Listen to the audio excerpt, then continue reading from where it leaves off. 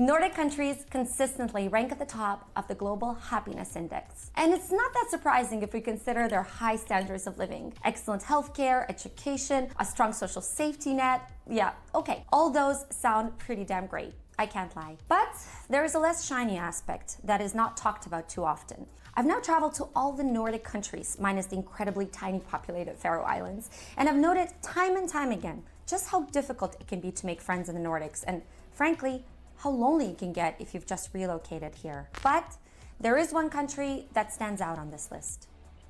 Sweden. When surveyed, only 33% of foreigners said that they made a close Swedish friend. When asked how long it takes to connect with Swedes, the second most common answer was a year or more, with most foreigners stating they have yet to make a friend.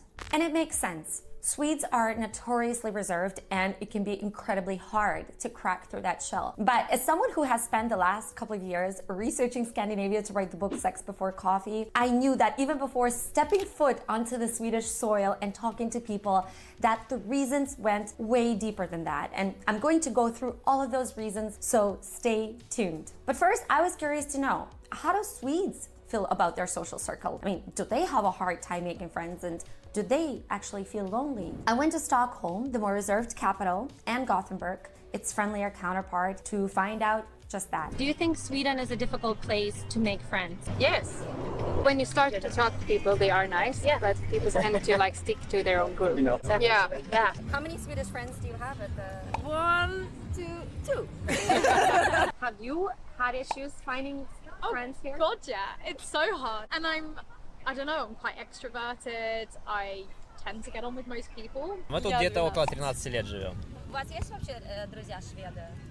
У меня больше, да, 3 человека. По шведским стандартам это уже много. How would you say in your experience it is making friends in Sweden? It's pretty difficult, especially the older that you get. At least for me, 25 plus, it started getting more difficult, like finding new friends and stuff. I still have my core base of friends. It's not very often that I get new friends or like talk to strangers. Do you have a lot of friends here that are Swedish, would you say? I do, but people are still friends with their childhood friends, so it's kind of like cheating almost, you know, because I also still have them. No, I think you can definitely make friends in Sweden, but I think Swedish people are shy. They're a little bit closed up, and a lot of people, they have their fixed, you know, their friendship circle from college or even before that. I don't very often make friends of like, oh, I met this guy on the subway or like at the gym. I'd say you and your friends, some of you are hugely different, but Yeah, you're that's still true, like, yeah. these are my best friends, and I don't think you've ever considered, should they, not that they shouldn't be, I love your friends, but I don't think you've ever considered, should they still be my best friends? Are we still aligned in values That's a good and point. hobbies or anything like that? Yeah. But because you've got so much shared history, none of you care. It's very common in Sweden to meet grown adults who are still hanging out with people they were at high school with. Yeah, it's My less. dad still hangs out with his high school friends, like when he was like, That's just quite mad. often. Do you think people genuinely don't need new friends, or they're just nervous and shy around talking to new people? They totally need friends. I think Sweden is the most loneliest country in the. Some studies showed that it was. We need people. We need friends. Do you personally, this is a sad question, but do you feel like you feel lonely, or do you know a lot of people that are? I would say yes. I have Sometimes. 8,000 I think, friends. Yeah, that's because of the society, how it's built, and I think everyone feels lonely sometimes. I think maybe we look happy, but I don't think we are happy. Yeah, I'm becoming happier. I've struggled a lot with mental health issues in the past. Yeah. Have you?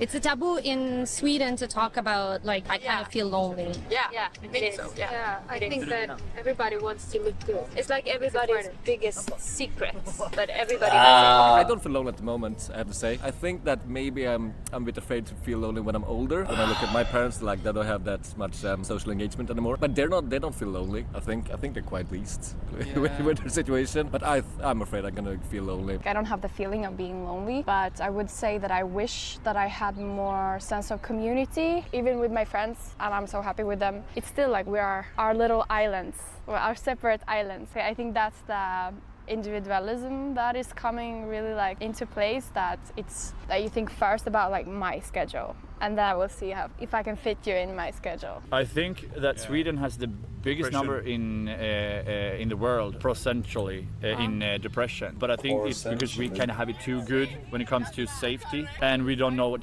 pure happiness is, and it's just become a... Honestly, I don't know if that's because of not interacting with people very much. I think it's more so the weather and the constant darkness 80% of the year. Not seeing the sun is probably the biggest factor to the depression numbers in Sweden. But we are reserved. But I don't think people have an issue talking to people within their area of working or whatever, like the workspace. Sorry, I hit the mic. The workspace, I don't think anyone has problems talking to any of the colleagues. I don't think people have trouble talking to people in their class, in university or whatever. But I mean, yeah, you don't go and talk to random people in a cafe or in a park or on the subway. But when the fuck do you ever do that in other countries and you're not considered half insane for doing so? Huh? I don't know where the fuck you guys are from, but if you talk to someone randomly on the bus, that's just weird. Like, why are you talking to me? Right? It doesn't matter. It's not that it's Sweden. It's just weird everywhere, I think. I'll be honest. It's just weird everywhere. I think it is. Some of you say, why not? Because, you don't know this person. Like, you don't know the first thing about this person. Like, at least if you're in university, you know something about the person because you are at the same fucking class and you have some interest. Or if you work at the same job, you know something about the person because you're working at the same job. But if you talk to random people outside at the bus stop or at a cafe, you don't know shit, right? You're just talking to talk. It's kind of weird, Like, I would say that's a global thing. That's not a Swedish thing, honestly.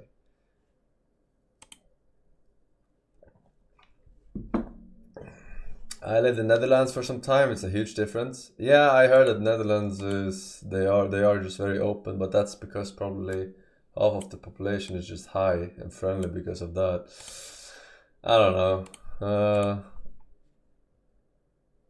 I think again it's the constant darkness in Sweden. Constant darkness, and then when people are depressed already, they don't feel like talking to people, right?